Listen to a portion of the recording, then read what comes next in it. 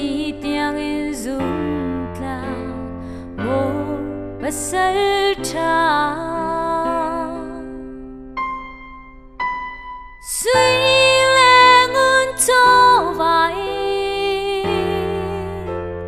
ta chun khó đình si lâu bồi bất gia nun na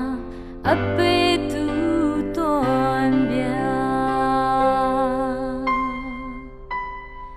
chan tâm pi har man se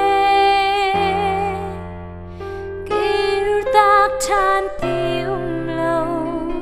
mit khi he zum na khan chỉ vor tu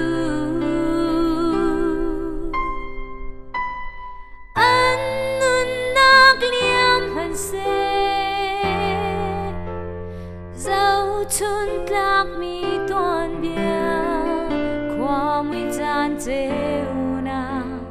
ar fi don si kan chuan than ton van lai fi ni o mi dang cha lam hu sak tu na si kan kol than ton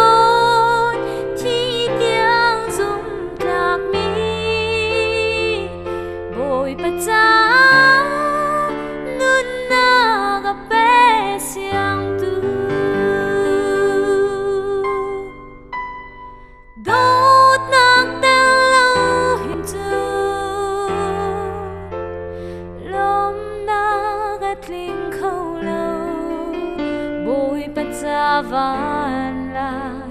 phi đi siêu si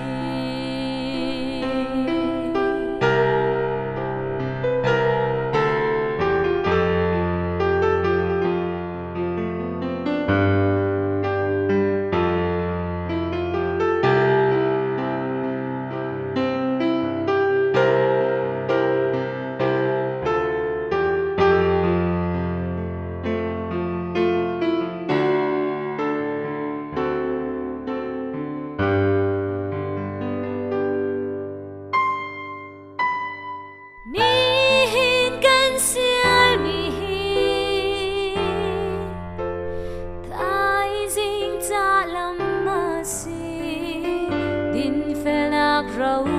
lung phun chiếu si đốt nạc thiên lung bù đi thiên cha tua gió mù si